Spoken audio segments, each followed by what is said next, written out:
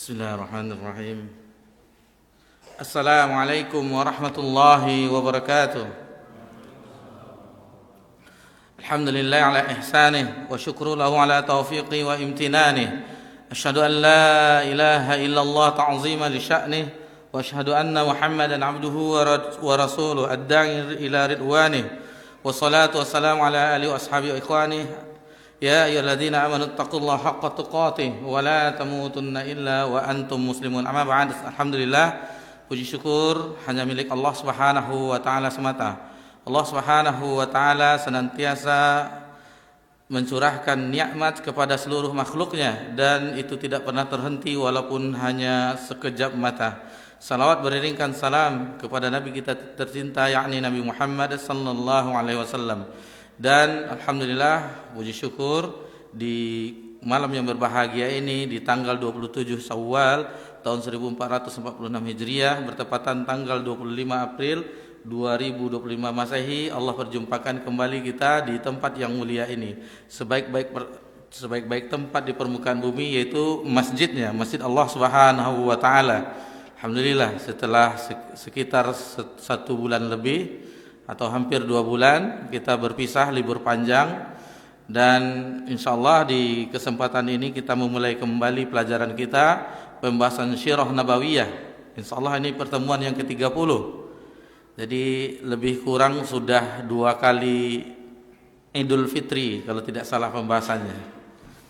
Pertama di Idul Fitri di Musola Nurul Falah, ya Nurul Falah. Kemudian di sini dilanjutkan sudah lebih kurang setahun lebih kurang setahun ya, karena ini Ramadan yang tahun lalu kita manfaatkan masjid ini lebih kurang 1 tahun. Alhamdulillah, ini kita insyaallah di pertemuan yang ke-30 ini insyaallah akan kita bahas perang Khaybar dan Wadil Qura, itu nama perangannya, karena setelah perjanjian Hudaybiyah itu tidak ada terjadi gencatan senjata. Istilahnya sudah terjadi gencatan senjata, tidak ada peperangan lagi dengan kaum Quraisy.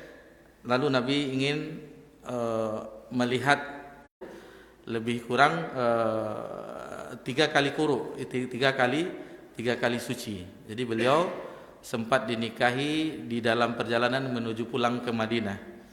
Pernah juga kita singgung mengenai Sofiyah binti Huyai al-Akhtab, yang beliau adalah ayahnya seorang nabi, pamannya seorang nabi, dan suaminya seorang nabi.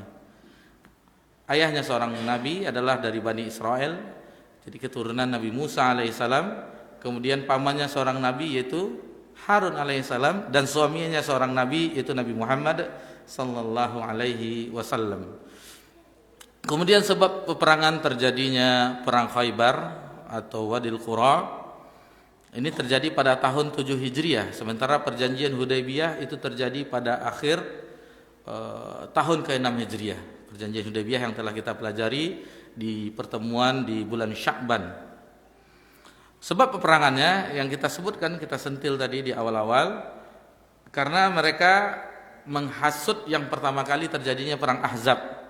Mereka orang-orang di Khaybar, mereka lah yang mengumpulkan, memancing isu sehingga orang kafir Quraisy timbul lagi kebenciannya untuk menyerang dan mengumpulkan orang-orang yang di sekitarnya, baik itu dari orang Badui yang membenci perkembangan Islam, lalu bani-bani yang lainnya, kabilah-kabilah yang lainnya, orang Yahudi yang terusir dari Madinah yang mereka dendam dengan Nabi, dan orang-orang munafik yang tokohnya adalah Abdullah bin Ubay bin Salul.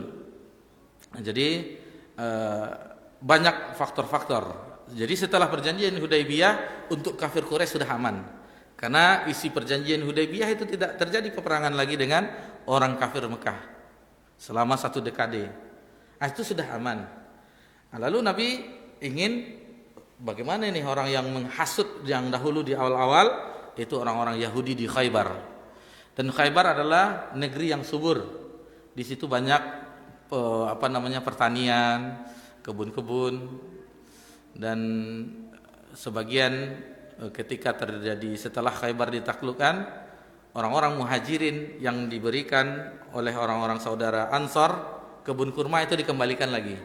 karena mereka telah memiliki jatah kebun kurma di Khaybar, dan itu dengan cara memperkerjakan orang Yahudi bagi hasil. Taib, kita akan pelajari detailnya. Jadi orang-orang Khaybar adalah orang-orang yang buat makar, sarangnya makar, pusatnya konspirasi, tempat memprovokasi, sumber keonaran, pemicu api peperangan. Maka pantaslah orang-orang Khaybar itu untuk diperangi. Di banyak sebab, dan itu jaraknya sangatlah jauh Khaybar. Kita katakan lebih dari 100 km. Kalau di sini jaraknya sampai 100 km. Kalau kita ke Sumatera Barat ada rantau berangin. Lebih kurang di situ. Nah, ini dengan perjalanan yang itu terkadang bikin kemah, lalu bermalam beberapa saat, lalu melanjutkan lagi. Nah, itu perjalanan yang dirasakan, dan itu musim panas, ini cuaca tidak seperti kita perjalanan yang sekarang, tidak lewat rantau berangin lagi, lewat tol kan, sudah lewat rantau berangin, sudah keluar di 10 kota panjang, alam panjang. Nah, itu ke Sumbar.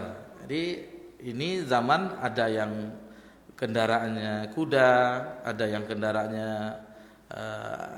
onta, dan ada yang berjalan kaki. Bayangkan kalau para sahabat berjalan kaki itu terkadang kuku-kuku mereka itu berdarah, karena jalan yang mereka lalui tidak mulus seperti jalan kita yang di situ terkadang ada batu-batu yang runcing dan seterusnya. Jadi memang berat perjuangan orang-orang dahulu untuk mengembangkan atau untuk tersebarnya cahaya Islam.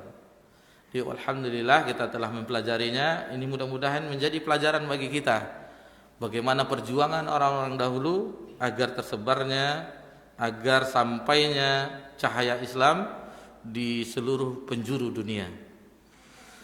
Ikhwani fi din wa'azakumullah, kemudian yang kita sebutkan juga di sini ketika Nabi menuju perang Khaybar, itu disebutkan oleh ahli tafsir ketika menafsirkan surah Al-Fath ayat 20. Allah Subhanahu wa taala berfirman, wa'adakumullahu maghanima katsiratan ta'khuzunaha fa'ajjala lakum hazihi. Allah Subhanahu wa taala berfirman, Allah menjanjikan kepada kamu harta rampasan yang banyak yang dapat kamu ambil, maka disegerakannya harta rampasan ini untukmu. Jadi ketika perjanjian Hudaybiyah itu mereka tidak mendapatkan apa-apa, lalu tidak berapa selang lamanya di awal tahun ke-7 Hijriah di bulan Al-Muharram akhirnya mereka mendapatkan ghanimah, harta rampasan perang yang banyak. Dan bahkan kata ulama sirah menyebutkan, meriwayatkan, itu mereka orang-orang mukminin, orang-orang Islam yang beriman kepada Nabi sallallahu alaihi wasallam, setelah cahaya Islam mereka peluk, mereka memeluk agama Islam, tidak pernah makan kenyang. Tidak pernah makan kenyang kecuali setelah penaklukan Khaybar ini. Karena Khaybar negeri yang subur, yang banyak buah-buahannya, banyak hasil panennya, sehingga mereka setelah Khaybar ditaklukkan itu mereka bisa makan kenyang. Sebelumnya mereka tidak makan kenyang. Bahkan ketika terjadi boikot sebelum hijrah, lebih kurang 3,5 tahun Nabi diboikot, yang hidup di antara dua bukit, di sebuah lembah, 2 bukit di lembah itu diboikot, tidak boleh dijual beli makanan kepada kaum muslimin, tidak boleh berbicara, tidak boleh, itu diboikot, embargo, lebih kurang 3,5 tahun, dan tidak ada lagi makanan yang dimakan. Kata sahabat yang meriwayatkan kejadian itu, sehingga kami memakan daun-daun yang berduri yang hidup di padang pasir itu. Sehingga kotoran kami, mohon maaf, seperti kotoran kambing. Karena yang dikonsumsi sama. Apa yang dimakan oleh ghanam, kambing, dimakan juga. Karena tidak ada lagi. Gandum tidak mau orang menjual. Yang lain-lainnya, tepung samin, buah tin, zaitun, kurma, tidak mau orang menjual lagi. karena mereka telah diembargo, telah diboikot, tidak boleh lagi. Jadi setelah penaklukan Khaybar mereka bisa makan kenyang. Berapa lama mereka menunggu? Lebih kurang mereka menunggu setelah 15 tahun mereka bersabar, 13 tahun mereka bersabar, ditambah 7 tahun, 20 tahun mereka setelah wahyu turun, itu baru mereka makan kenyang. Itu bagi yang awal-awal as-sabiqun al-awwalun, orang-orang awal-awal yang beriman. Adapun yang terakhir-terakhir tentu mereka tidak terlalu panjang mereka mengalami penderitaan sebagaimana orang yang awal-awal beriman. As-sabiqun al-awwalun, Abu Bakar As-Siddiq, seperti Zaid bin Haritha, Ali bin Abi Thalib dan seterusnya. Dari pihak budak Bilal bin Rabah, keluarga Yasir, Ammar bin Yasir, ibunya Sumayyah dan bapaknya Yasir sebagai syahid, syahidah dan syahid yang pertama. Dan itu alhamdulillah telah kita pelajari di awal-awal dahulu. Alhamdulillah. Jadi maksud dengan kalimat wa'adakumullah, kata-kata adakum, itu perjanjian itu adalah perjanjian Hudaybiyah. Lalu adapun maghanimah katsirah itu maksudnya adalah harta rampasan perang di Khaybar. Dan Allah yang menjanjikan dalam surah Al-Fath. Jadi surah Al-Fath ini turun ketika terjadi perjanjian Hudaybiyah, yang mana ketika itu Umar bin Khattab radhiyallahu anhu itu tidak setuju dengan isi perjanjian Hudaybiyah tersebut. Poin-poin dari Sulhul Hudaybiyah itu pro atau memihak kepada kafir Quraisy, dan Umar tidak menyetujuinya. Sampai Umar mendatangi Nabi SAW, bukankah engkau diutus dengan kebenaran? Bukankah engkau Rasulullah? Bukankah mereka nanti meninggal di akhirat, mereka di neraka, kita di surga? Banyak pertanyaan yang tidak setuju dengan isi perjanjian. Lalu Umar, bukankah engkau menjanjikan kita akan kita akan umroh di tahun ini? Kata Nabi SAW, wahai Umar, apakah aku menjanjikannya di tahun ini? Nabi menjanjikan umrah sebagaimana mimpi para sahabat yang mereka sudah sejak hijrah tidak beribadah di Masjidil Haram, sehingga keinginan mereka ingin beribadah di Masjidil Haram diceritakan oleh Nabi, kita akan umrah dan kita akan beribadah di Baitullah, di Masjidil Haram. Kata Nabi SAW, apakah aku menjanjikan di tahun ini?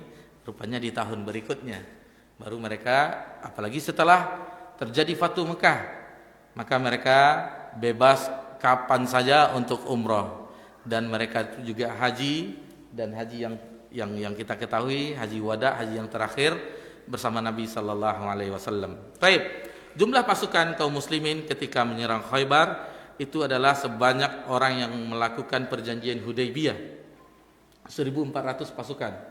1.400 pasukan. Itu orang yang berbaiat di Baitur Ridwan. Allah Subhanahu wa taala berfirman tentang jumlah pasukan ini di dalam surah Al-Fath ayat 15. Sayaqulul mukhallafuna idzan talaftum ila maghanim litakhuzuha zaruna nattabi'akum.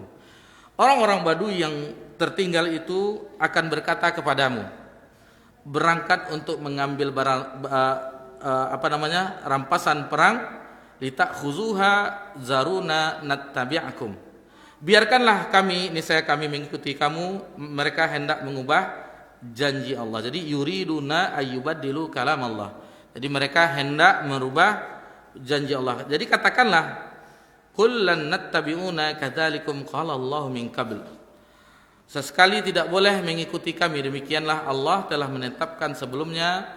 Jadi mereka pun tetap mengatakan fasakuluna bal tahsudunana bal kanu la yafqahuna illa qalila. Mereka mengatakan sebenarnya kamu dengki kepada kami, bahkan mereka tidak mengerti melainkan sedikit sekali.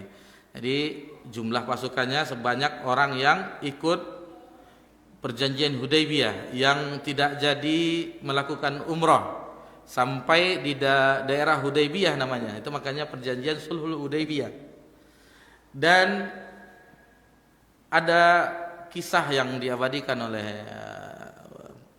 ulama hadis, diantaranya Imam Al-Bukhari, yang mana Nabi SAW bersedih ketika di tendanya, di kemahnya, yang mana sebelumnya Nabi SAW memerintahkan agar para sahabat bertahalul, tapi tidak ada satu orang pun yang bergeming, tidak ada seorang pun yang bertahalul, karena dengan kondisi yang capek, perjalanan yang jauh dari Madinah ke Mekah, lalu dengan impian yang mereka sudah semangat, sudah berangan-angan untuk tawaf di Ka'bah, sa'i, lalu tidak jadi. Ada semacam kekecewaan. Bukan mereka membangkang, tidak. Melihat situasi tersebut, Nabi mendatangi salah satu kalau tidak salah yang ikut ketika itu Ummu Salamah radhiyallahu anha. Lalu ditanya oleh Ummu Salamah, ada apa wahai Rasulullah? Lalu Nabi SAW menceritakan begini, kata wa kata. Lalu kata Ummu Salamah adalah salah seorang istri Nabi yang memiliki kecerdasan. Lalu beliau memberikan usul kepada Nabi sallallahu alaihi wasallam, "Ya Rasulullah, engkau keluar tanpa berkata-kata sedikit pun. Tidak berkata sedikit pun, lalu engkau tahallul, cukur rambut." Nabi mengerjakan usulan dari Ummul Mukminin, beliau keluar bertahallul, melihat itu para sahabat itu berbondong-bondong, berebutan mereka tahallul. Jadi ini kalau kita belajar manasik haji atau umrah, memang sebaiknya dilafazkan labbaik Allahumma hajjan atau umratan, Allahumma mahilli haitsu habastani. Ya Allah, tempat tahallulku nanti di mana aku terhalangi. Seperti kejadian Hudaybiyah. Dan itu syarat seandainya seseorang yang melakukan haji atau umrah, beliau niat untuk ihram, seperti kalau orang penduduk Madinah itu di Zulhulaifah atau sekarang Abiyar Ali, atau orang-orang yang dari Indonesia di atas pesawat Yamlamlam dari arah Yaman, maka beliau mengucapkan itu. Jadi apapun kondisi yang terjadi di jalan, tidak jadi ada halangan untuk memasukinya, maka boleh bertahallul di mana saja. Boleh bertahallul di mana saja. Bapak-bapak, ibu-ibu yang semoga diberkahi dan dirahmati oleh Allah Subhanahu wa taala. Di selanjutnya yang disebutkan yang menyusul ketika itu adalah Abu Hurairah. Abu Hurairah yang datang sudah beragama Islam. Awalnya beliau ke Madinah, lalu ditanyakan kepada orang yang dipercayakan oleh Nabi di Madinah, yaitu Sibak bin Urafah al-Ghifari, bahwasanya Rasulullah telah berangkat perang menuju Khaybar. Lalu beliau menyusul ke Khaybar sehingga berjumpa dengan Nabi sallallahu alaihi wasallam di dalam perjalanan menuju Khaybar. Lalu dia berjumpa dengan Nabi sallallahu alaihi wasallam, mengucapkan membicarakan bahwasanya beliau telah beriman dan seterusnya. Akhirnya Nabi sallallahu alaihi wasallam mengumumkan keislaman Abu Hurairah. Ini celah ini yang dimanfaatkan oleh orang-orang yang benci terhadap agama ini. Abu Hurairah itu masuk Islam baru di tahun ke-7 Hijriah. 4 atau 5 tahun, karena sebelumnya di tahun ke-6 dan tahun ke-7, 4 tahun setelahnya Nabi wafat di tahun ke-11. Ini yang dimanfaatkan oleh orang-orang yang membenci, yang hasad terhadap agama ini, yang tidak menyukai agama ini, mencari celah bahwasanya tidak mungkin orang yang hanya beberapa saat dengan Nabi SAW banyak meriwayatkan hadis. Ini celahnya. Sementara pengakuan dari Abu Hurairah sendiri, yang mana orang-orang Muhajirin dan Ansor disibukkan dengan perdagangan dan perkebunan mereka. Adapun Abu Hurairah adalah ahlu suffah. Dan Abu Hurairah itu didoakan oleh Nabi SAW. Didoakan apa yang didengarnya, apa yang dilihatnya, apa yang tentang Nabi sallallahu alaihi wasallam, yang kita ketahui definisi hadis di dalam mustalah hadis, yang dikatakan hadis Nabi itu adalah setiap apa-apa yang disandarkan kepada Nabi, baik itu perkataan, perbuatan, takrir persetujuan Nabi sallallahu alaihi wasallam, sifat dan akhlak Nabi sallallahu alaihi wasallam. Itulah yang hadis. Itulah yang hadis yang disebutkan oleh ulama hadis dalam kitab mustalah. Jadi Nabi mendoakan Abu Hurairah.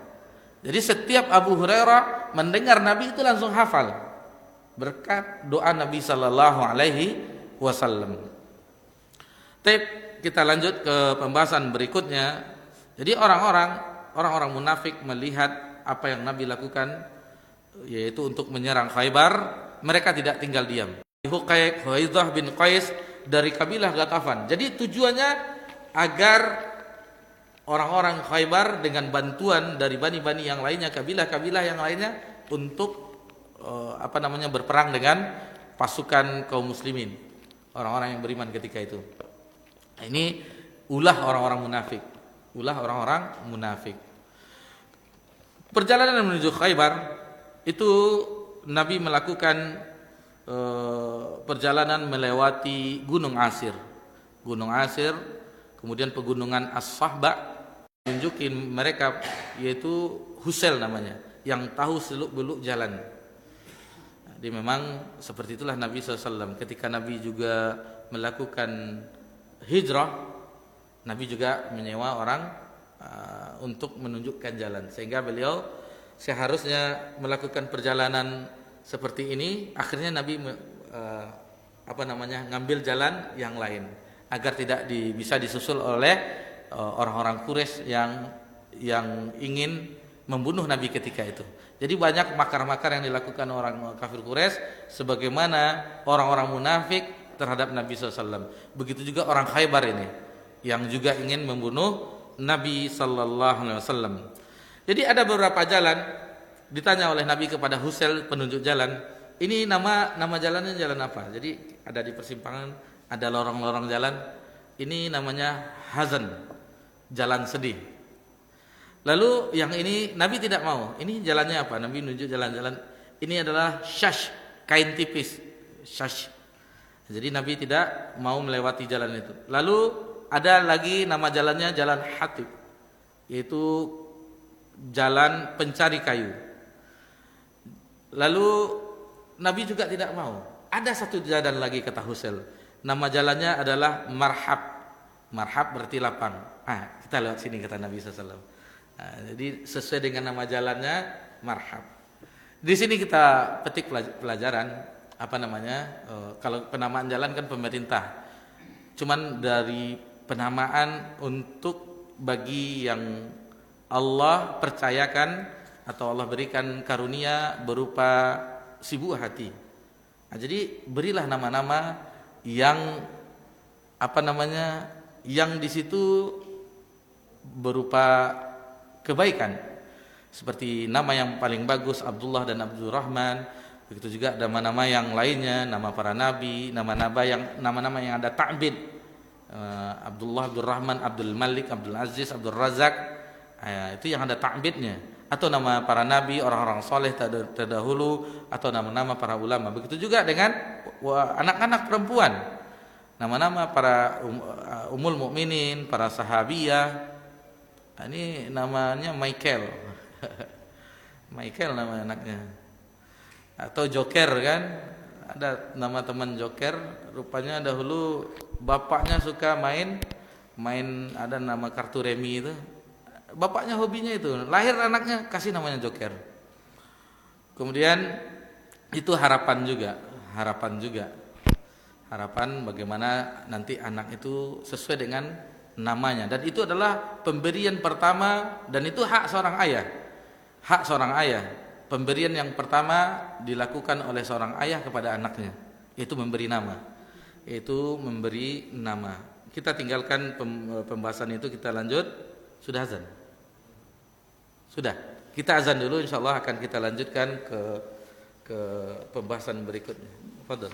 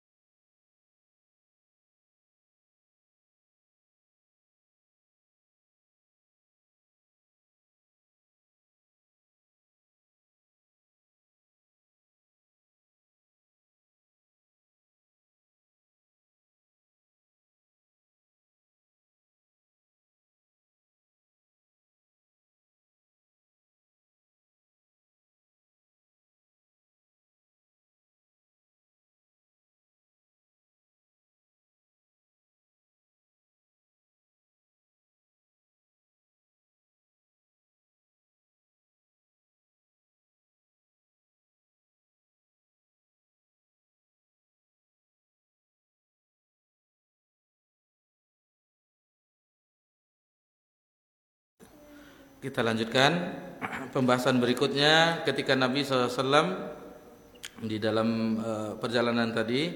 Lalu ada beberapa hal yang terjadi ketika dalam perjalanan.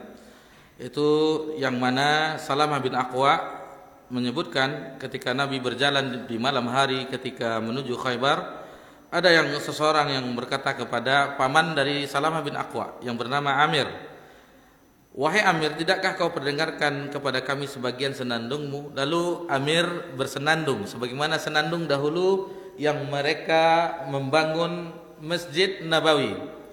Juga bersenandung ketika bergotong royong menggali parit ketika perang Khandaq atau perang Ahzab. Mereka bersenandung bahwasanya seandainya bukan karena Engkau ya Allah, hidayah dari Engkau ya Allah, tentu kami tidak bisa sholat, tidak bisa sedekah. Itu maknanya. Jadi memuji-muji Allah dalam bait syairnya. Ada beberapa bait syair yang pernah kita sebutkan, nanti bisa dilihat kembali di pelajaran bagi yang punya buku. Itu dilihat ketika membangun Masjid Nabawi dan perang Khandaq. Jadi bersyairlah Amir di sepanjang perjalanan. Lalu Nabi SAW bersabda ketika mendengar syair dari Amir, paman dari Salamah bin Aqwa. Lalu kata Nabi SAW, semoga Allah merahmatinya. Jadi lalu Nabi berucap, engkau telah memastikan surga kepadanya wahai Nabi Allah, andai kau memberikannya kepada kami. Jadi Nabi SAW mendoakan agar beliau di antara tanda beliau masuk surga. Berarti ini adalah berita dari Nabi SAW bahwasanya Amir nanti menjadi seorang yang syahid. Dan benar ketika perang Khaybar beliau salah seorang yang syahid ketika itu. Kemudian di pegunungan Sahba ketika Rasulullah SAW sholat asar, jadi ada beberapa pasok makanan berupa sawik. Sawik itu tepung gandum yang halus. Jadi Nabi SAW memerintahkan dibuat makanan berupa bubur dari tepung tersebut, dan beliau pun ketika itu memakannya. Dan ketika sholat maghrib, isya, Nabi tidak mengulang wuduknya, hanya berkumur-kumur lalu melakukan sholat. Jadi ini pelajaran bagi kita. Misalnya kita pulang ke rumah di antara maghrib dan isya, kita tidak memakan sesuatu yang membatalkan wudhu. Misalnya kita tidak memakan daging onta, hanya memakan yang biasa. Itu tidak, kalau seandainya tidak hajat untuk ke belakang, itu boleh kita hanya berkumur-kumur saja, lalu kita berangkat ke masjid untuk sholat isya misalnya. Jadi kalau seandainya kita memperbaharui wudhu kita, itu tidaklah mengapa. Ini diantara pelajaran-pelajaran yang bisa kita petik dari pembahasan kejadian di Sahba ini. Kemudian ketika mendekati Khaybar, maka Nabi SAW itu berdiri dan menghadap ke arah Khaybar. Lalu Nabi mengatakan, berhentilah di sini. Ada riwayat yang diriwayatkan oleh Imam Hakim dalam Mustadrak dan ia mensahihkannya dan disetujui juga oleh Imam Az-Zahabi. Begitu juga Ibnu Hajar Al-Asqalani juga menganggap hadis ini hasan. Syekh bin Baz juga menganggap hadis ini hasan. Dan ini diriwayatkan juga oleh Imam Nasa'i. Begitu juga dalam Tuhfatul Akhyar. Itu doa ketika kita memasuki daerah yang baru. Kan kita hanya mengatakan a'udzu bi kalimatillahi tammah wa min syarri ma khalaq. Yang kita ketahui kan itu yang kita hafal biasanya. Yang pertama itu kita hafal, yang kedua itu pendek. Nah, sementara ada riwayat yang lain yang kita sebutkan tadi, riwayat Akib, itu Nabi SAW berdoa, Allahumma rabbis samawati sab'i wa ma azlalna. Jadi wahai Robnya tujuh langit, tujuh lapis langit yang dan apa yang dinaunginya. Wa rabbul ardina sab'i wa ma aqlalna. Begitu juga Rob yang menguasai tujuh lapis bumi dan apa yang ada di atasnya. Wa rabbas syayatina wa ma adlalna. Dan Rob yang menguasai setan-setan dan apa yang mereka sesatkan. Wa rabbir riyahi wa ma zarain. Rob yang menguasai angin dan apa yang menerbangkannya. as'aluka khaira hadzal qaryah. Aku meminta kepada engkau ya Rabb kebaikan negeri ini, wa khaira ahliha, dan kebaikan penduduknya, wa khaira ma fiha, dan kebaikan-kebaikan yang ada di dalamnya. Wa a'udzubika min syarriha, dan aku berlindung kepada engkau dari keburukan negeri tersebut, wa syarri ahliha, dari keburukan penduduknya, wa syarri ma fiha, dan keburukan apa-apa yang di dalamnya. Nah, jadi ini salah satu doa, mungkin bisa juga kalau yang ini bisalah as'aluka khaira hadzal qaryah wa khaira ahliha wa khaira ma fiha. Itu mirip dengan doa ketika mendoakan ada istri ya. Istri awal-awal pegang kepalanya as'aluka khaira ma fiha. Ada ingat? Atau kita memiliki membeli, kalau dahulu tunggangan kan berupa hewan, lalu didoakan agar mendapatkan kebaikan dan berlindung dari keburukannya. Ini salah satu doa yang diucapkan oleh Nabi sallallahu alaihi wasallam, meminta kebaikan dari negeri tersebut, kebaikan penduduknya dan apa yang ada di dalamnya, berlindung dari keburukan negeri tersebut, keburukan penduduknya dan apa yang ada di dalamnya. Kemudian pasukan menuju pagar Khaybar, sudah dekat-dekatnya. Lalu ketika itu menjelang subuh, Nabi SAW sholat subuh bersama kaum muslimin, orang beriman ketika itu, dan orang-orang Khaybar tetap masih melakukan aktivitasnya, pergi ke ladang, membawa cangkul, pergi ke kebun dan seterusnya. Ketika melihat, mereka pun ketakutan, lalu pergi menuju arah Khaybar atau benteng-benteng mereka. Lalu Nabi SAW bersabda, Allahu Akbar, hancurlah Khaybar, Allahu Akbar, hancurlah Khaybar. Sesungguhnya bila kami mendatangi kampung halaman suatu kaum, maka amat buruklah pagi hari yang orang-orang diperingatkan. Jadi Nabi SAW meminta kepada Allah agar dihancurkan Khaybar. Benteng-benteng di Khaybar, benteng-benteng di Khaybar itu ada dua bagian yang besar, dua daerah bagian Khaybar yang besar. 5 benteng yang kuat di situ tuh, benteng Naim, Sa'ad bin Mu'az, benteng Qal'ah, Az-Zubair, benteng Ubay, dan benteng Anidar. Adapun di daerah Qatibah itu ada 3 benteng. Itu yang dimiliki oleh Abu Huqaiq dan Bani Nadir, benteng Qamus, Watih, dan Sulalim. Jadi di antara benteng-benteng yang kita sebutkan tadi itu terjadi peperangan-peperangan. Benteng ini, benteng ini. Jadi Nabi sallallahu alaihi wasallam sudah memberikan kabar gembira, dan ketika Nabi bersama sahabat membuat tempat beristirahat, lalu Nabi sallallahu alaihi wasallam memerintahkan agar membuat kemah di sini. Ada seorang sahabat Hubab bin Al-Munzir, kata sahabat Hubab bin Al-Munzir bertanya kepada Rasulullah SAW, wahai Nabi Allah, wahai Rasulullah, apakah ini siasat perang atau ini wahyu dari Allah? Begitulah adab. Bagaimana para sahabat tidak mau mendahului Nabi sallallahu alaihi wasallam. Seandainya itu wahyu, para sahabat sami'na wa ta'na. Mereka tidak mau berpendapat lagi. Lalu Nabi menjawab, ini adalah siasat perang. Kata Hubab Al-Munzir, wahai Rasulullah, sebaiknya kita pindah ke sini karena di sini adalah tempat mata air. Jadi seandainya itu siasat perang, kita pindah ke sini. Karena ini tidak bagus tempat ini. Jadi kita nanti tidak dapat sumber mata air. Jadi begitulah Nabi sallallahu alaihi wasallam tetap menerima masukan. Seorang nabi yang turun malaikat. Terkadang kita jadi ketua masjid saja kan, ada jamaah atau pengurus yang lain mau dimasukkan, tidak mau menerima. Nabi, sahabat memberi usulan, diterima oleh Nabi. Cuman sahabat bertanya, apakah ini wahyu atau siasat perang?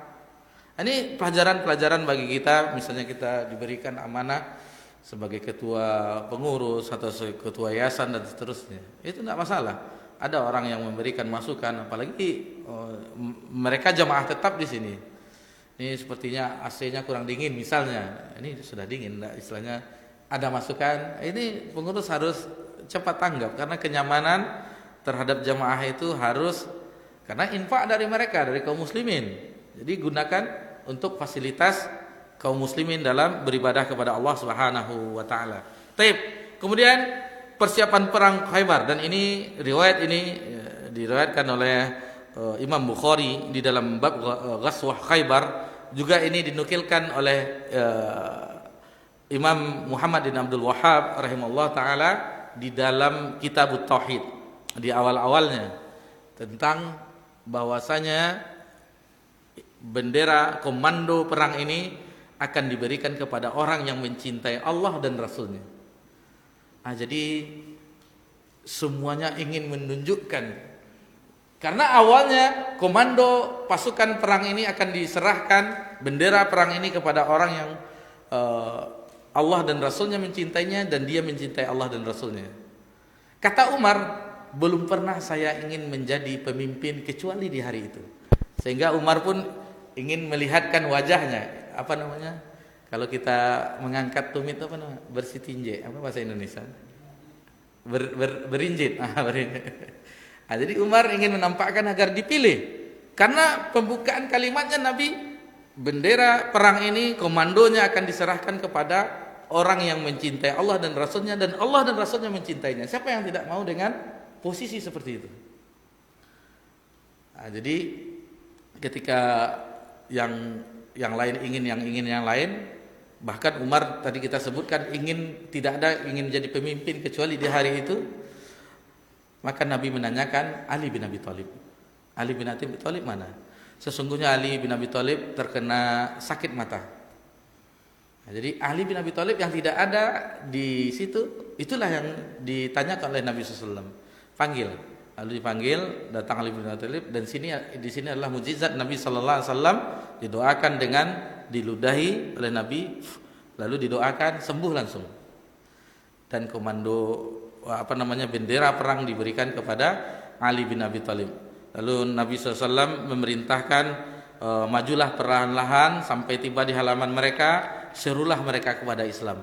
Tidak langsung hancurkanlah negeri itu, tidak. Serulah, ajak. Inilah dakwah, ajak dulu terhadap Islam. Diajak terhadap Islam, lalu beritahukan kepada mereka apa saja hak Allah yang harus ditunaikan. Wallahi, yang kita ketahui, demi Allah, seandainya ada satu orang yang melalui engkau wahai Ali yang mendapat hidayah, maka itu khairum min humur na'am. Itu lebih baik daripada onta merah. Onta merah ketika itu adalah kendaraan mewah. Kalau kita apa sekarang? Ferrari. Apa? Yang harga di atas 4M apa itu? Closing dulu. Itulah kendaraannya. Itu kalau di Indonesia mungkin jarang kita temukan di jalan-jalan. Tapi kalau pergi kita ke Dubai itu biasa aja. Orang rich man itu, orang-orang kaya itu biasa kendaraannya yang di atas miliar-miliar itu. Di sini keutamaan dakwah. Jadi kita semuanya, antum dan antuna, mendakwahkan kebenaran. Lihatlah balasannya, itu akan mendapat ganjaran yang lebih baik daripada onta merah di zaman itu. Jadi motivasi dalam dakwah. Tidak harus kita berdakwah seperti di sini. Apa yang bisa lakukan? Face to face, kita di kantor, kita di pasar, kita dimanapun berada bisa mendakwahi. Minimal mereka ingat sholat. Minimal. Tidak pandai kita menjelaskan. Yang pertama kata Ustadz di kajian tauhid dulu, kan? Kita jelaskan apa itu tauhid uluhiyah, rububiyah, asma wa sifat, ini. Tapi kita tidak tahu apa itu tauhid uluhiyah. Ada di kajian tapi lupa. Dalilnya apa lagi kan? Yang ingat satu aja, apa tuh? Tauhid rububiyah. Apa dalilnya? Alhamdulillahirabbil alamin. Segala puji bagi Allah Rabb semesta alam, rububiyah. Karena mudah dalilnya. Jadi kalau tidak bisa, diajak mereka sholat minimal. Yuk sholat misalnya. Sudah waktunya sholat. Bahasa kita aja. Karajo ke lado, alun lado karajo. Sholat dulu. Bahasa kita aja ringan. Bagaimana mereka dahulu bersemangat mendakwahkan agama ini, juga melarang, karena agama ini amar ma'ruf nahi mungkar. Kalau mengajak, kalah kita dengan kelompok pengajian yang lainnya. Diketuk-ketuknya pintu rumah orang kan. Nahi mungkar ini yang nahi mungkar ini. Ada suatu dialog pernah terjadi sama kita, salah seorang ustaz dalam suatu safar, berasal dari Magetan, Jawa Tengah ya? Jawa Tengah apa Jawa Timur itu? Ustaz, Magetan Jawa Tengah apa Jawa Timur itu? Jawa Timur. Jadi beliau dari Jawa Timur. Jadi ada dialog sama kita. Kalau kita di medsos nggak mau dialog, komentar nggak mau. Tapi kalau seandainya berhadapan, maulah untuk mengeluarkan hujah. Nah, inilah kelemahannya mengaku menang sendiri. Nah, ini ujung-ujungnya apa nih? Mengaku menang sendiri. Ini dan seterusnya. Menyalah-nyalahkan saja. Bagaimana kata Ustadz menyalah-nyalahkan? Memang seperti itu. Nabi SAW menyalahkan sembahan orang Quraisy, tidak boleh menyembah berhala. Apakah Nabi menyimpang dari dakwah? Ketika ada sahabat yang berdakwah ke Yaman, Abu Musa al-Asy'ari datang kepada Nabi, dia melihat orang di Yaman sujud kepada rajanya. Lalu Abu Musa al-Asy'ari sujud kepada Nabi SAW. Nabi marah. Seandainya ada sujud terhadap makhluk, maka diperintahkan istri sujud kepada suaminya. Bukankah itu larangan Nabi SAW? Jadi harus amar ma'ruf nahi munkar. Bukan amar ma'ruf saja. Nahi munkarnya mana? Jadi harus seimbang. Baik. Adapun permulaan perang, ini masih kita ya. Permulaan perang itu benteng yang pertama itu marhab. Kita agak cepat saja karena waktu. Mungkin ada kegiatan Pak, ada tahsin. Bisalah, ini tanggung pula pembahasannya. Agak cepatlah kita ringkas-ringkas. Jadi ada seorang Yahudi yang dia adalah satu orang ini yang bernama Marhab. Itu kekuatannya atau keahliannya sama dengan sebanding dengan 1000. Sebanding dengan 1000. Dan begitu juga ada para sahabat di zaman ketika pasukan Romawi apa Persia. Di zaman Umar. Di zaman Umar Sa'ad bin Ubadah atau Ubaidillah bin Jarrah, siapa itu pasukannya ketika itu? Atau Sa'ad bin Waqqas. Jadi dia meminta bantuan kepada Umar karena pasukan besar. 4.000 pasukan. Umar mengirim 4 orang sahabat. 4 orang sahabat. Itu menyusul itu berkuda, itu tidak pernah berhenti. Bayangkan berhari-hari berkuda. Itulah sahabat. Begitu juga setelah itu dipanggil ke Mesir untuk membantu Amr bin As menaklukkan Kipti Mesir. Itu berkuda tanpa berhenti. Tentunya menyeberang dengan Laut Merah. Itulah kekuatan para sahabat. Dan begitu juga Marhab ini, Marhab orang Yahudi ini, orang yang kuat, orang yang mengikuti strategi perang. Satu dia sebanding dengan 1000 pasukan biasa. Lalu kebiasaan mereka perang tanding. Awalnya yang keluar adalah yang kita sebutkan paman dari Salmah bin Aqwa tadi. Pamannya bernama Amir yang bersair, yang Nabi jamin dengan sorga. Awalnya dia menang, hampir saja dia menaklukkan Marhab. Akan tetapi ya keahlian Marhab akhirnya dia yang terbunuh. Itulah dia sebagai syahid yang dikabarkan oleh Nabi SAW, yang didoakan oleh Nabi SAW, yang dirahmati oleh Allah Subhanahu Wa Taala. Doa Nabi itu akan menyebabkan dia selamat di akhirat, masuk surga. Sehingga sahabat yang mendengar, seandainya doa itu untuk kami ya Rasulullah. Jadi berebut mati mereka. Nanti saya kalau mati ya dulu. Kalau kan gitu kan. Dulu ambo takut je peluru. Jangan peluru petasan lah comeh kan. Lalu selanjutnya majulah Ali bin Abi Thalib. Dan terjadi peperangan tanding 1 lawan 1 yang sengit. Akhirnya Marhab itu ditebas lehernya oleh Ali bin Abi Thalib. Begitu juga dengan ada nama saudaranya Yasir, saudara dari Marhab, juga strategi perang. Akan tetapi bukan Ali lagi yang diperintah oleh Nabi SAW. Yang diperintah oleh Nabi adalah Zubair bin Awam. Ketika itu ibunya Zubair merupakan saudari dari ayahnya, berarti bibi dari Nabi SAW, yaitu Sofiyah binti Abdul bin Muthalib. Ya Rasulullah, engkau menyuruh Zubair untuk, lalu dia terbunuh bagaimana? Tidak, Zubair akan menang, kata Nabi SAW. Ini kita ambil pelajaran bagaimana kasih sayang seorang ibu. Kasih sayang seorang ibu itu tidak ada batasnya. Dan itu kita merasakannya. terutama bagi yang tidak memiliki ibu bapak. Dan kami nasihatkan kepada jamaah yang masih memiliki ibu bapak, itu pintu surga yang tengah. Al-walid wasatul abwal jannah, pintu surga yang tengah-tengah. Ketika membaca biografi salah seorang perawi di dalam Sahih Bukhari, lupa namanya. Jadi mereka ulama Basrah, ulama Kufah, itu tidak pernah berkeliling dunia menuntut ilmu.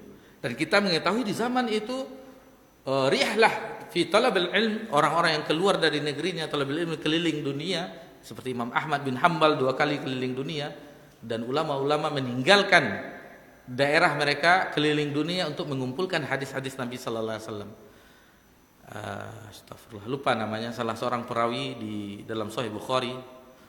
Lalu beliau selagi ibunya hidup, beliau tidak pernah keluar. Jadi dia mencukupkan diri, kalau tidak salah dia Basri, bukan Hasan al-Basri, salah seorang ulama dari Basrah. Itu dia tetap di Basrah dan belajar di ulama-ulama Basrah saja. Dia mencukupkan diri. Alasannya, pintu surga saya di sini. Untuk apa keluar mencari yang lain sementara pintu surga di depan mata? Dan kita mengetahui bagaimana para ulama terdahulu dengan orang tuanya.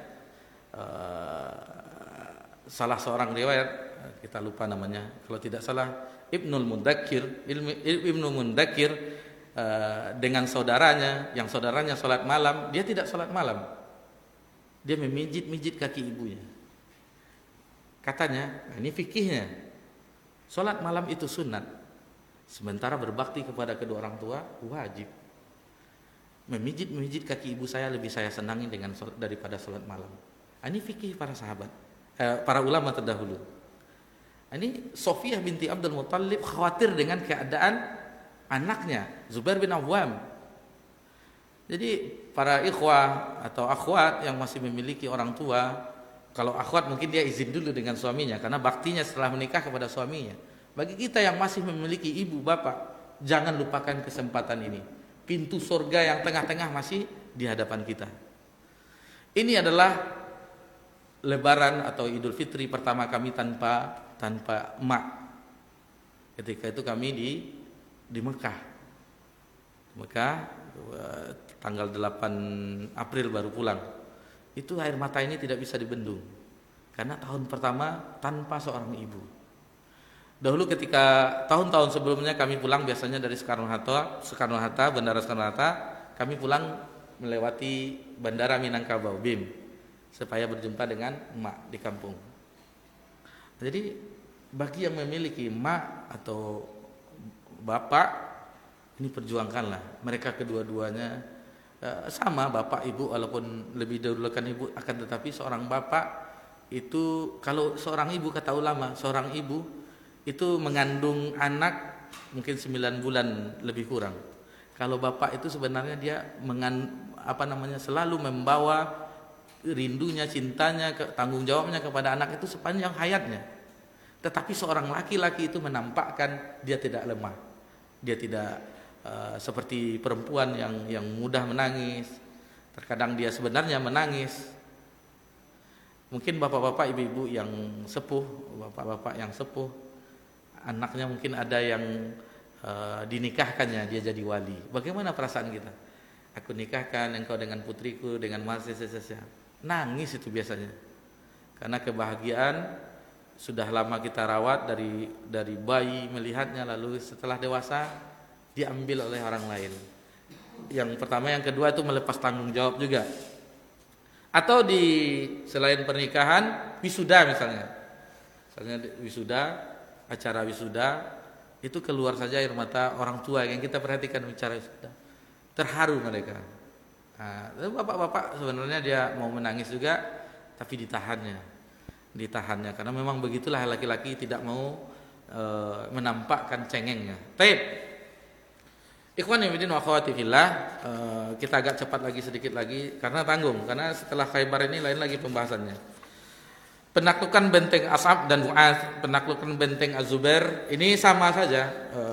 Penaklukan benteng Ubay, penaklukan benteng An-Nizar, penaklukan bagian kedua. Jadi tadi ada dua tanah, ada 8 benteng, ada 8, kemudian ada 3 benteng. Kita singkat saja. Kejadiannya sama. Dan yang agak sulit itu ada benteng ada di atas bukit yang jalan kuda tidak bisa naik ke atas menuju yang curam. Dan akhirnya itu dinasihati mereka itu masih tetap bertahan.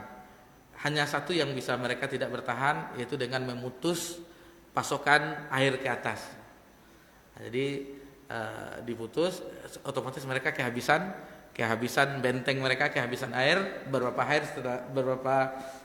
hari setelah itu akhirnya mereka menyerah. Nah, itu yang selainnya sama, perang apa dulu? Perang adu tanding satu lawan satu, benteng-benteng tadi. Adapun benteng-benteng yang kecil itu tidak terjadi perlawanan, dan bahkan ada sebagian benteng itu harta rampasannya bukan ghanimah tetapi fai.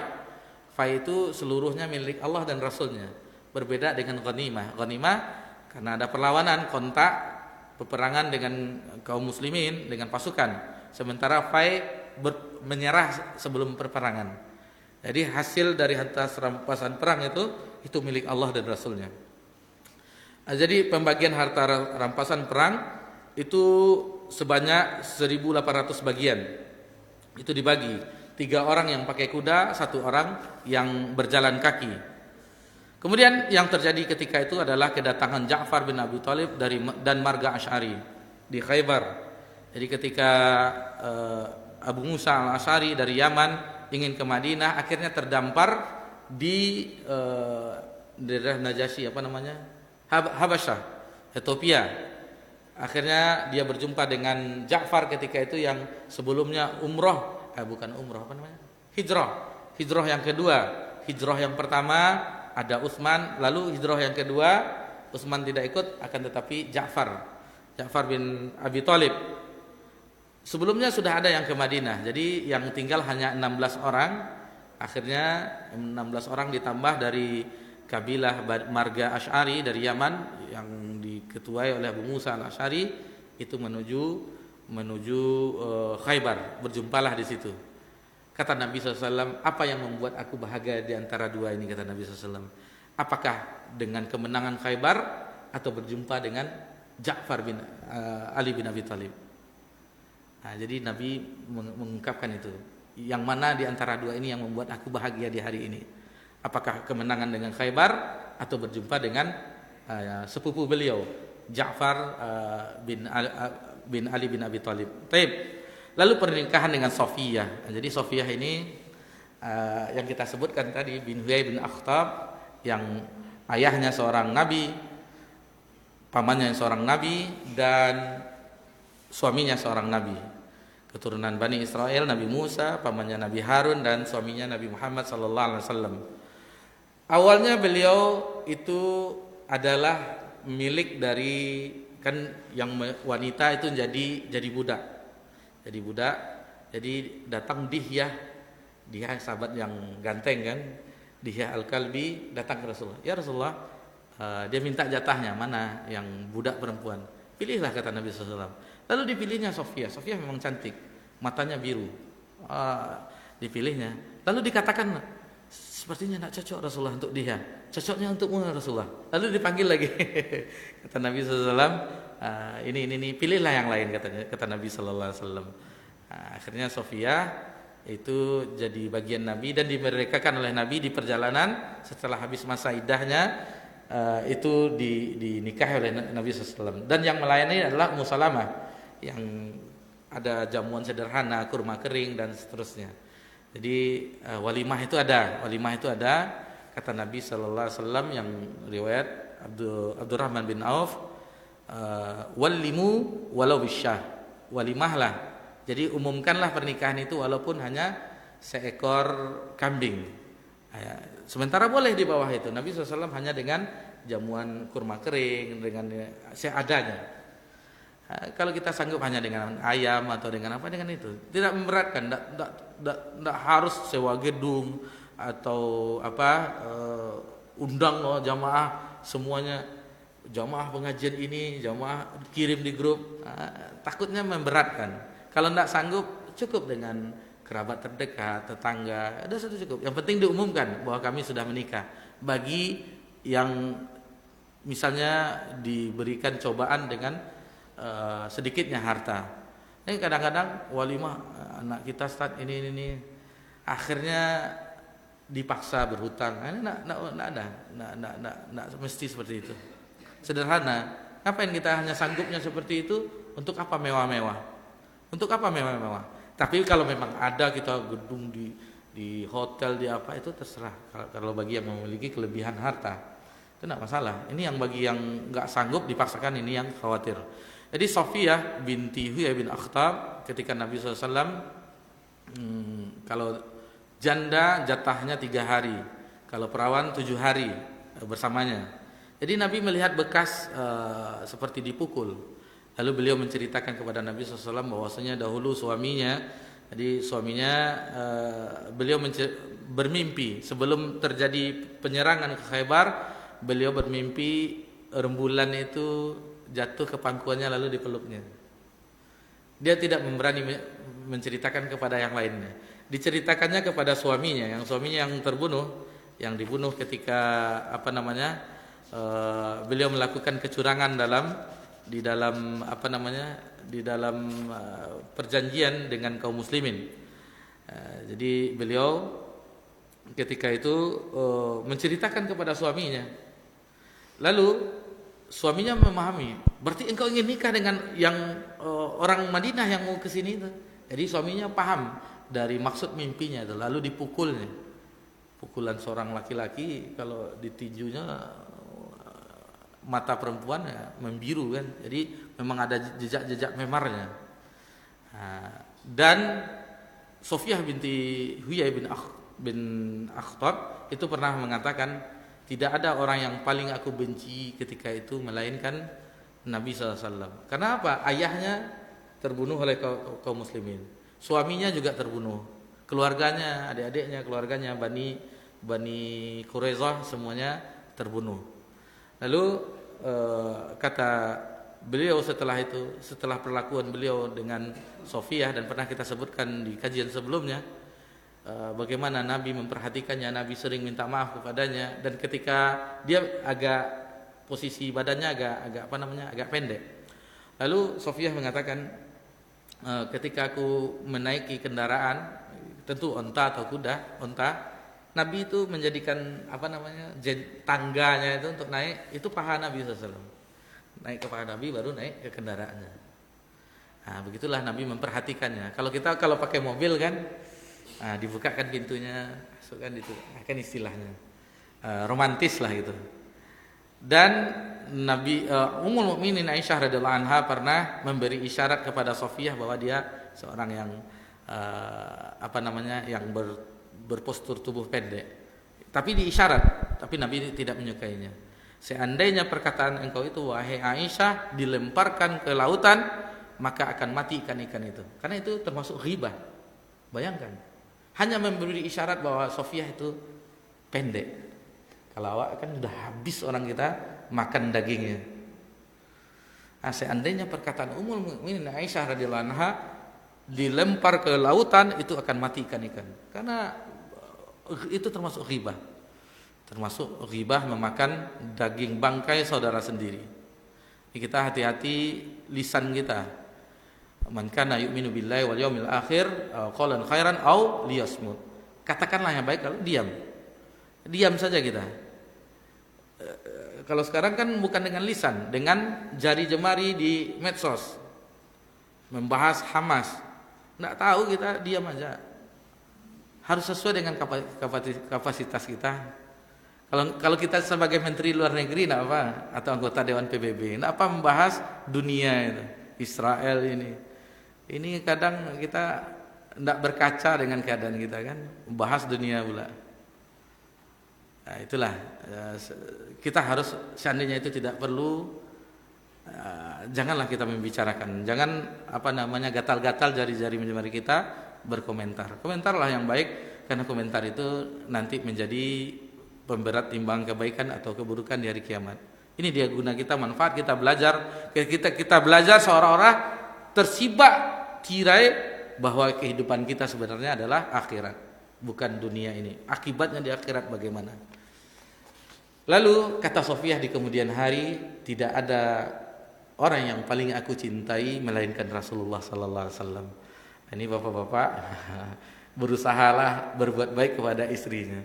Sehingga si sang istri kan nanti berkata ibunya anak-anak, tidak ada orang yang paling saya cinta melainkan Abu Fulan. Kan gitu.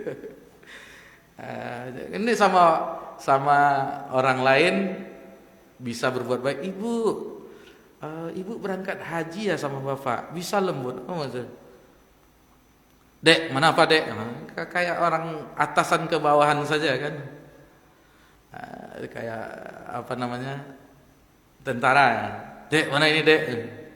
Sama orang lain, ibu apa dek? Lembut suaranya. Sementara Nabi SAW lembut kepada istri. Khairukum min khairun ahli wa ana khairum min ahli. Baik.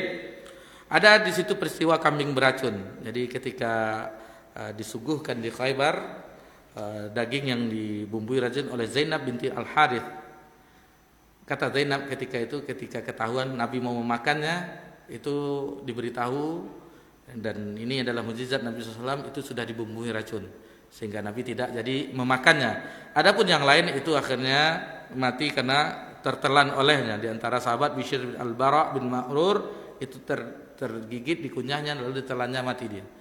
Zainab binti Al-Haris ketika ditanya mengapa membumbui racun daging paha kambing tersebut, kata beliau, seandainya dia orang biasa dia akan memakannya dan terkena racun itu akan mati. Seandainya dia seorang nabi, tentu daging itu akan memberitahu kepadanya. Itu terbukti awalnya dibebaskan. Akan tetapi ada sahabat yang lain mati karena makannya, akhirnya dia dikisos, dihukum mati juga. Kemudian jumlah korban, adapun dari kaum muslimin itu sekitar 18 atau 19 orang. Adapun dari orang-orang Khaybar itu sebanyak lebih dari 90 orang. Lebih dari 90 orang atau 93 orang di riwayat yang lain. Kemudian peristiwa Fada yaitu sebuah daerah di Khaybar juga, tetapi mereka tidak melakukan perlawanan, akhirnya mereka menyerah. Adapun Wadil Qura, peristiwa Wadil Qura adalah orang-orang yang tidak mau menyerah sampai beberapa hari, 4 hari dikepung tetap tidak mau menyerah. Akhirnya diserang, mereka pun kalah. Wadil Qura sesuai dengan judul Perang Khaybar dan Wadi Qura. Kenapa disebutkan? Karena dia orang-orang Wadi Qura itu orang yang tidak mau menyerah. Sudah beberapa hari ditahan, bahkan di keesokan hari ditawari oleh Nabi agar mereka menyerah dan beriman. Tidak mau atau membayar upeti, tidak mau juga. Akhirnya mereka dikalahkan. Kemudian Taimah juga, dan akhirnya kembali ke Madinah. Nabi SAW itu kembali ke Madinah itu sekitar bulan Safar atau Rabiul Awal.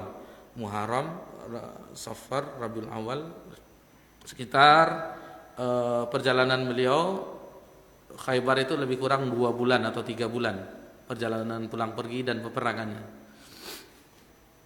Jadi ketika di perjalanan ada sahabat yang di dalam perjalanan berzikir keras Allahu Akbar, la ilaha illallah, lalu Nabi mengatakan sesungguhnya Allah itu tidak tuli. Nah, jadi tidak usah berteriak-teriak. Jadi Allah Maha mendengar, tidak usah berteriak-teriak. Dan yang terakhir adalah pasukan Aban bin Sa'id, dan ini melewati Khaybar sebelum Nabi SAW menuju Madinah, tapi tidak terjadi perlawanan. Begitulah kisah singkat yang sama-sama bisa kita pelajari perang Khaybar di awal tahun 7 Hijriah di bulan Al-Muharram. Begitu juga dengan peperangan-peperangan kecil lainnya seperti Wadil Qura yang tadi. Dan adapun yang pertemuan yang akan datang mungkin ada beberapa peperangan yang akan kita bahas bersama-sama atau kita pelajari. Tentunya peperangan-peperangan ini yang semuanya ini diikuti oleh Nabi sallallahu alaihi wasallam. Kecuali setelah itu perang Mu'tah. Perang Mu'tah itu Nabi tidak ikut di tahun 8 Hijriah. Adapun nanti disebutkan oleh penulis mana peperangan yang terakhir Nabi ikut. Selebihnya Nabi hanya mengutus para sahabat sampai beliau wafat. Nah, jadi ini Khaybar dan seterusnya atau beberapa peperangan setelahnya itu Nabi ikut. Dan terakhir di tahun 8 Hijriah Nabi tidak ikut lagi.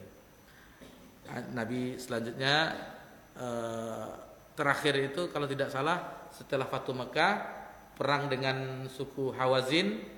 Setelah itu Nabi kembali ke Madinah, itu tidak ikut Nabi perang lagi.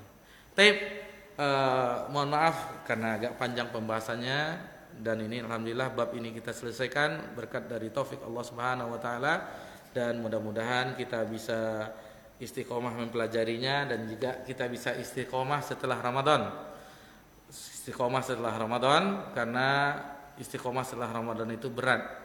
Dan jangan sampai kita menjadi Ramadaniyun. Kata para ulama, Ramadaniyun la ya'rifuna Allah ila Ramadan. Dia tidak mengenal atau beribadah kepada Allah kecuali di bulan Ramadan. Ini adalah bi'sal qaum, seburuk-buruk kaum. Jadi meskipun Ramadan telah berlalu, mudah-mudahan Allah tetap memberikan semangat kepada kita, dan tarbiyah di madrasah Ramadan itu bisa kita aplikasikan di bulan-bulan berikutnya. Dan kita berharap Allah menerima amalan kita, taqabbalallahu minna wa minkum wa shalihul amal. Itu kita harapkan, itu tahniyahnya, dan mudah-mudahan Allah perjumpakan kita kembali. Senantiasa kita berdoa Allah menerima amalan kita. Ulama terdahulu 6 bulan berdoa agar diterima amalannya, dan 6 bulan berikutnya agar diperjumpakan dengan bulan Ramadan. Baik, kita akhiri dengan subhanakallahumma wa bihamdika asyhadu an la ilaha illa anta astaghfiruka wa atubu ilaik. Wassalamu ala nabi Muhammad sallallahu alaihi wasallam wa ala alihi washabbihi ajmain. Walhamdulillahirabbil alamin. Wassalamu alaikum warahmatullahi wabarakatuh.